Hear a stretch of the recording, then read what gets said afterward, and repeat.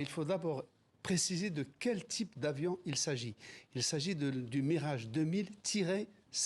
C'est un avion qui est réputé, qui est très compétent, mais on ne sait pas où va, c'est la première question que ça pose, où va prélever ces avions la France. Car ce type d'avion, qui est un avion intercepteur, la France n'en possède que 27. Donc, est-ce qu'elle va les prélever sur son stock ou est-ce qu'elle va, par exemple, les reprendre chez les Grecs? Parce que depuis que la Grèce a acheté des Rafales, qui sont des avions plus sophistiqués, elle cherche à se séparer de ces Mirage 2000-5 dont elle en a 15, ou peut-être au Qatar. Donc, cette question n'est pas encore traitée. Ensuite, si ces avions sont livrés finalement, quelle que soit leur provenance, à l'Ukraine, cela suppose la livraison des avions, mais aussi des missiles particulier parce qu'il s'agit, encore une fois, d'un intercepteur, c'est-à-dire qui est chargé de protéger l'espace aérien ukrainien contre les incursions d'avions russes.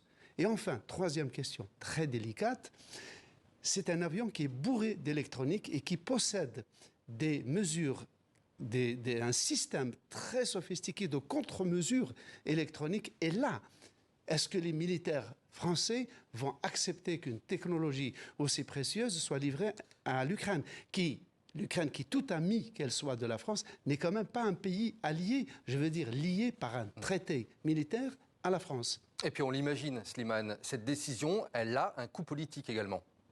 COU, accent circonflexe, T. Bien sûr, un coût politique. D'abord, il y a deux choses. Il y a un risque.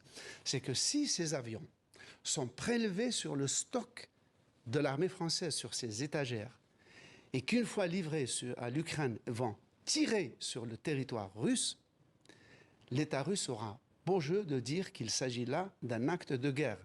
On n'y est pas. Néanmoins, Vladimir Poutine, dans une conférence de presse à laquelle assistait un journaliste de l'AFP, a déclaré ceci, qui est une vraie menace et c'est nouveau. Il a dit à peu près aux Français, si vous donnez à vos amis des missiles pour attaquer le territoire russe et tuer des Russes, rien ne nous empêchera de donner des armes à des gens qui vous en veulent, en Afrique ou ailleurs, pour qu'ils puissent s'attaquer à vos sites militaires ou à votre sécurité.